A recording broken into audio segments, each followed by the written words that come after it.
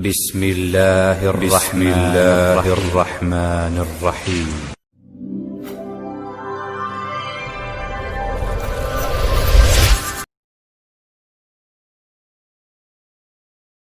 Menemukan buhul sihir. Apakah buhul sihir ini harus ditemukan dulu sehingga sihir itu bisa lenyap, ataukah ada cara yang lain? Saya akan membahas dari sebuah kitab rujukan kami ya, di bab ke-6, mabhath ke-6 tentang falsafatul isobah. Falsafatul isobah. Jadi yang namanya penyakit itu juga ada falsafahnya. Maksudnya bagaimana? Maksudnya al-maksud kaifiyatu amali sihir. Yani tentang tata cara penyihir itu melancarkan serangan-serangan sihirnya kepada korbannya. Ya. Wa mudda ta'thirihi fi jasadil insani wa yanqasimu hadha ta'thiru 'ala al-qismaini. Ya. Dan mereka itu ketika hendak menyihir seseorang itu ada dua macam cara. Ya, ada dua cara ketika mereka hendak menyihir. Fahunaka anwa'un minas sihri tu'athiru min kharijil jasad. Di antara sihir-sihir tersebut ada yang menyerang manusia dari luar tubuh. Ya. Wa ukhra tu'athiru min dakhilil jasad. Dan yang lainnya, jenis sihir yang kedua, menyerang manusia dari dalam tubuhnya.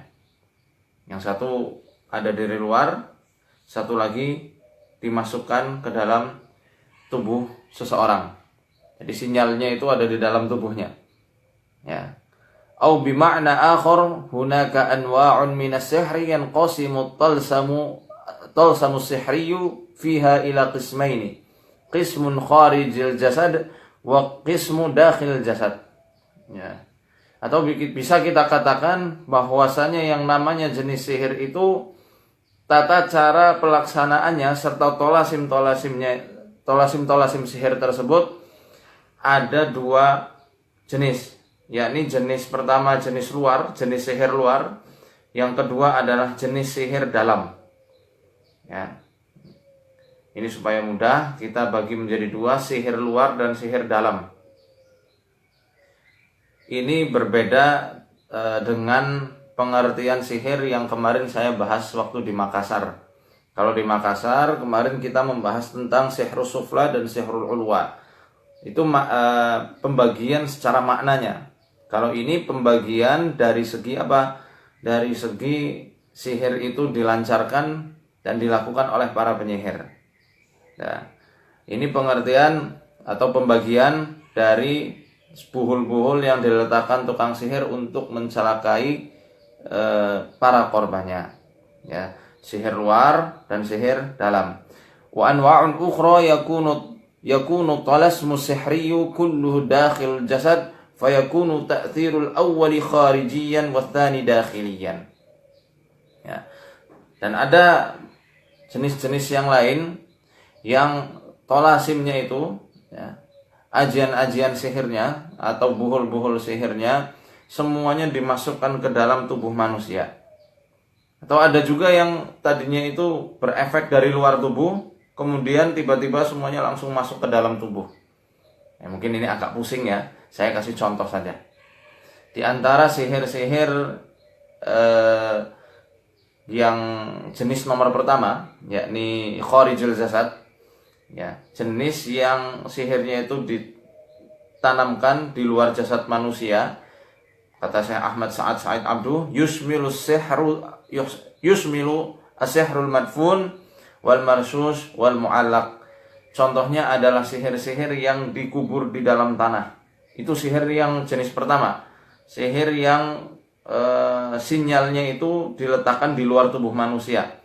Seperti sihir madfun, sihir yang ditanamkan di dalam tanah, entah di kuburan, entah di dekat sumur, entah di dekat perapian. Yang penting madfun, ditanamkan. Atau apa? Marsus. Marsus adalah sihir yang disiramkan atau ditaburkan di tempat-tempat yang selalu dilangkahi oleh korbannya. Itu marsus. Wal mu'allaq itu adalah jenis sihir yang menggunakan unsur-unsur hawa, unsur angin, udara, yang dia itu digantungkan di tempat yang tinggi, entah pohon, entah tiang listrik, atau di loteng rumah.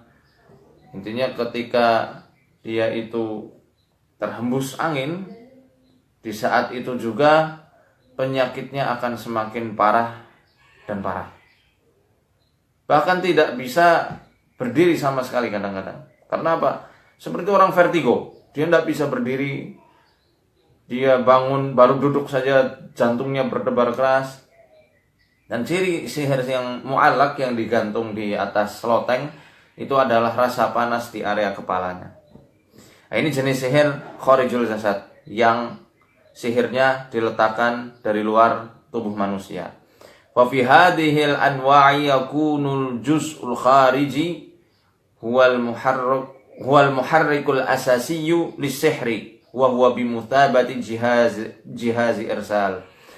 Nah, dan di jenis-jenis ini, baik yang madfun menggunakan unsur tanah, marsus ini bisa pakai air, bisa juga pakai tanah kuburan, bisa pakai semacam kembang. Kalau di Jawa marsus ini kadang menggunakan gabah-gabah yang kuning itu, ya, untuk dikirimkan ke seseorang supaya terinjak. Kalau terinjak atau dilangkahi sama korbannya, masuklah sihir itu, ya. Atau mu'allaq ini semuanya adalah penggerak, ya, mesinnya yang mengontrol sihir itu supaya menyakiti korbannya.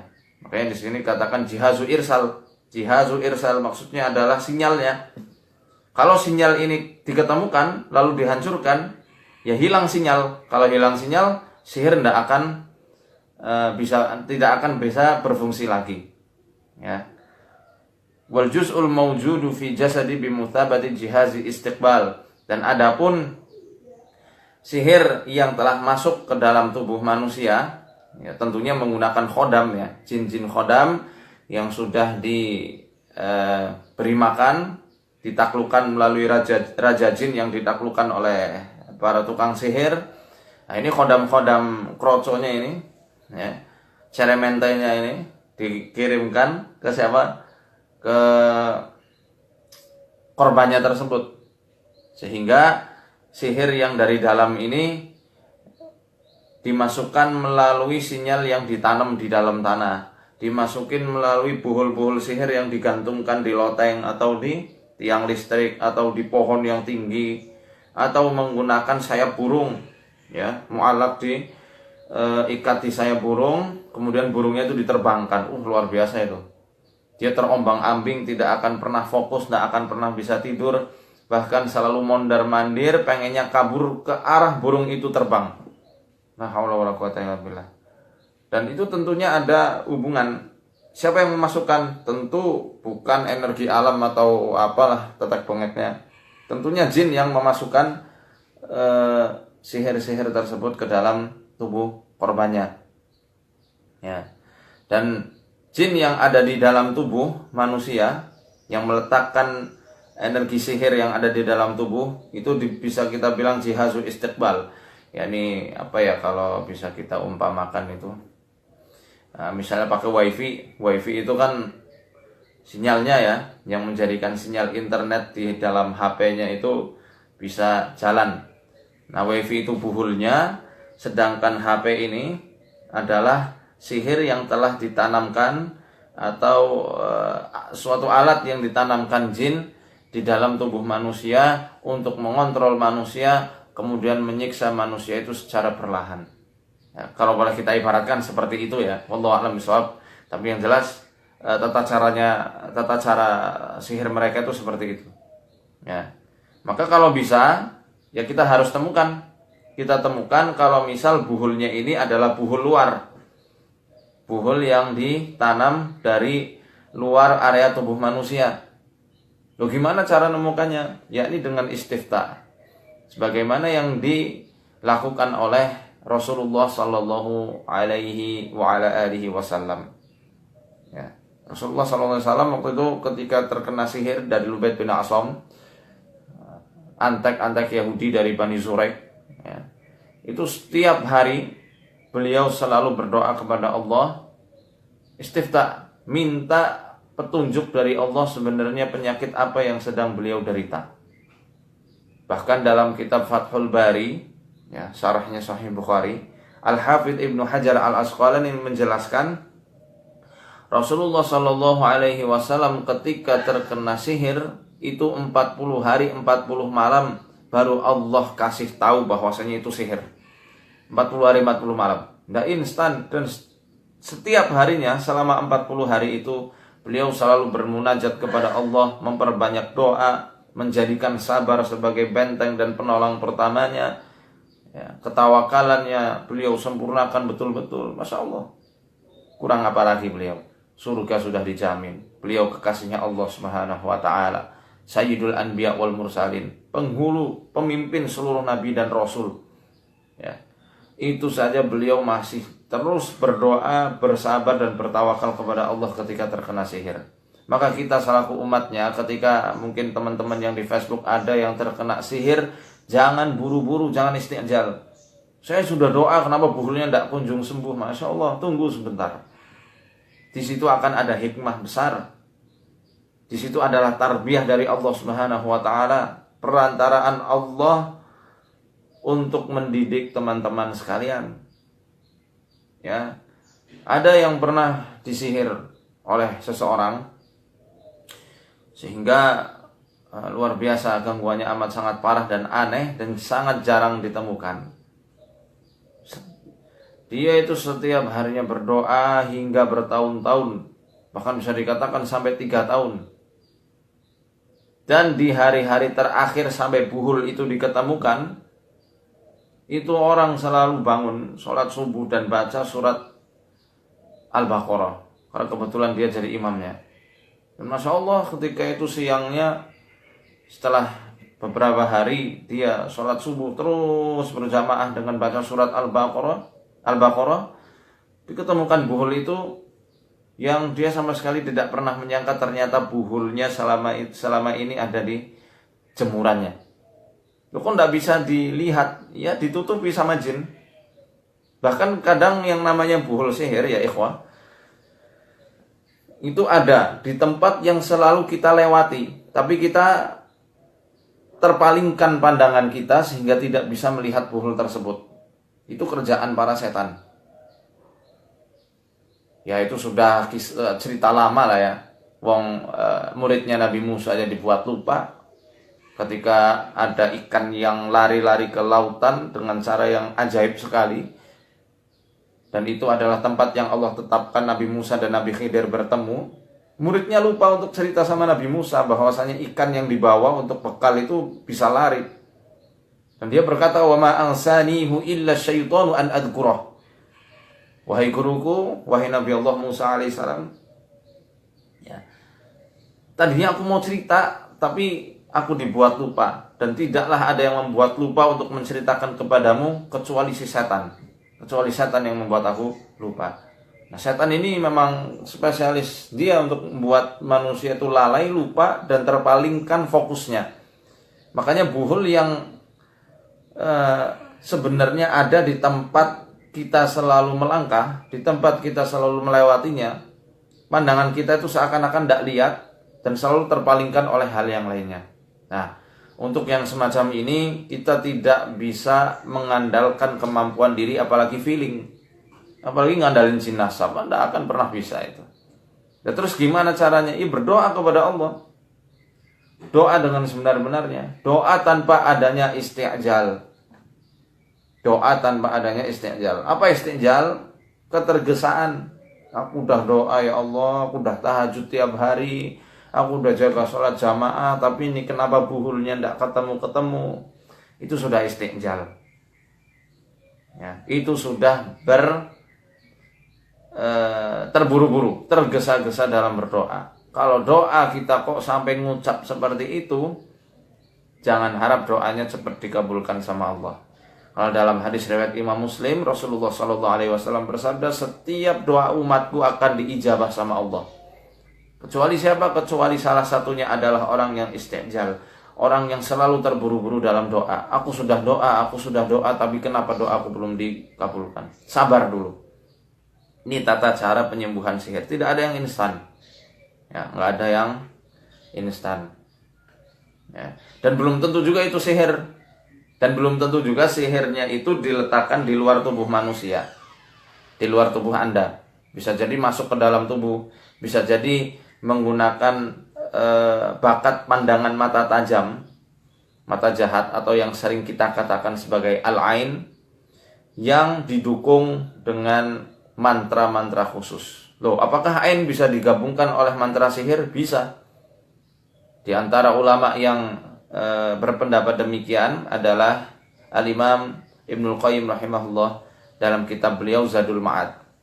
Di situ beliau mengatakan bahwasanya ain bisa dilesatkan, bisa diperhebat pengaruhnya dengan menggunakan mantra-mantra batil atau mantra-mantra sihir, kemudian dipadukan dengan kemampuan ain dari seseorang. Itu bisa ain, ya.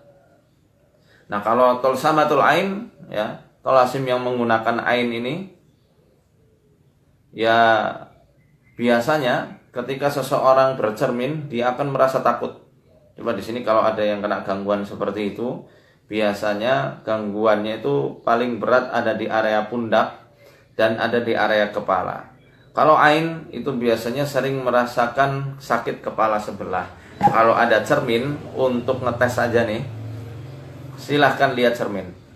Silahkan lihat cermin. Kalau Anda merasa takut dan gemetar, ya itu mungkin ada salah satu ciri-ciri dari sihir-sihir yang dipadukan dengan ain. Lalu baca surat Al-Mulk ayat 1 sampai ayat 4 diulang berulang-ulang. Diulangi hingga berkali-kali, ya. Baik, wal qismus tsani. Jenis sihir yang kedua, fayusmilu sihrul ma'kul wal masyrub wal manfukh. Ya. Jenis sihir kedua adalah sihir yang ditanam langsung di dalam tubuh manusia.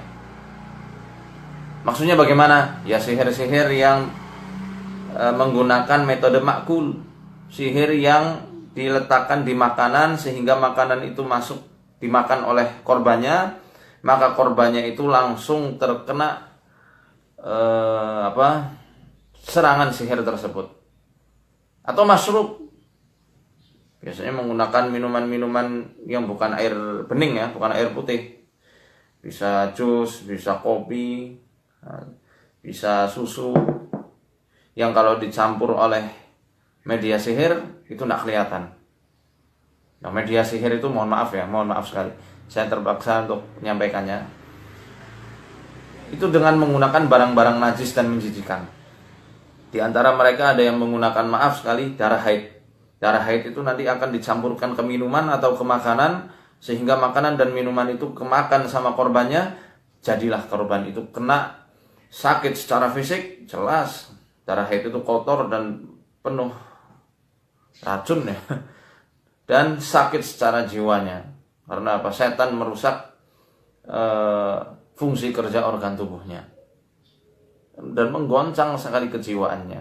Di antara ciri yang paling utama orang-orang yang kena makul dan masyrub, sihir yang melalui makanan atau minuman, itu ngerasa panas di area dada, susah buang air kecil atau susah buang air besar, perut selalu kembung, dan timbul banyak sekali halusinasi, khususnya sakit di area ubun-ubun. Di tengah kepalanya itu sering merasakan sakit, ya. Itu ada tata cara pengobatan khusus untuk sihir yang menggunakan media makanan atau minuman. Dan ini pun kalau sudah lama berproses. Sihir masyrub atau makul, ketika dia baru masuk, ciri utamanya orang-orang tersebut, orang yang terkena sihirnya, itu akan muntah-muntah hebat. Muntah-muntah seperti orang masuk angin dan kembung luar biasa. Itu di awal-awal masuknya. Kemudian, di antara yang lainnya, sebagian yang lainnya, ya, itu ada yang mencret-mencret. Dia BAB, betul-betul tidak bisa ketahan, selalu mencret. Itu di awal-awalnya. Nah, nanti kalau sudah lama, sihir yang sudah tertanam di perut ini bisa dia turun ke bawah, sehingga kalau laki-laki dibuat impoten, perempuan tidak bisa hamil, ya, atau maaf tidak bisa melakukan hubungan suami istri, atau ada juga ke bawah menjadikan lumpuh secara total dan mendadak, tidak bisa jalan kakinya, atau ada juga yang ke atas sehingga dia dibuat gila, sehingga dia dibuat halusinasinya itu betul-betul tidak bisa dikendalikan, ya, sakit kepala yang luar biasa, bahkan ada yang kena jantungnya, ya, ada juga yang naik ke atas sampai membuat kanker payudara dan macam-macam, ya, ada macam-macam jenisnya kalau semacam ini. Ya Allah alam bisawab, ini diantara yang kita teliti selama ini. Wal manfukh itu adalah metode sihir dengan menggunakan semburan. Semburan ini pun biasanya sih kalau di Nusantara, di Indonesia ini, manfukh biasanya menggunakan media rokok. Rokok ya, hati-hati kalau misal antum ini sedang bepergian, ya, teman-teman sedang bepergian, ada orang rokok di samping, perlu disurigai, hati-hati. Apalagi kalau sendirian. Itu bisa menjadi media gendam. Bisa menjadi media gendam untuk menghipnotis antum, ya, menghipnotis Anda. Jadi hati-hati. Ya. Ketika kita ngadakan acara ruqyah massal waktu itu di Cirebon tahun 2015, kita temukan beberapa orang-orang yang sengaja ingin memicu kegaduhan serta kesurupan yang tidak bisa kendalikan. Di antaranya adalah menggunakan media-media manfukh ini, ya, rokok. Tatkala korban sihir atau orang-orang yang memang sudah ada jin di dalamnya menghirup asap rokok tersebut, dia langsung akan kena. Ya, manfukh ini bisa terpadu dengan metode-metode masmum. Manfukh dengan tiupan, masmum adalah dengan metode hirupan, sehingga sihir itu terhirup, dia mendekam di pangkal hidung, ya, bahkan sampai ke telinga, sampai ke tenggorokan, ya, THT, ya. Tatkala itulah orang tersebut bisa dibuat stres atau gila secara mendadak. Itu yang menggunakan sihir masmum atau manfukh. Jadi hati-hati. Kalau seperti itu bagaimana pengobatannya? Cari habatus sauda, jintan hitam yang cair, kemudian teteskan ke hidungnya, ya. Atau nanti bisa Anda cari di YouTube waktu kita mengobati orang di daerah Jogja yang menggunakan madu serta bipolen. Nanti bisa ditulis sendiri, ya. Nggak saya ulangi di sini, lihat di YouTube saja.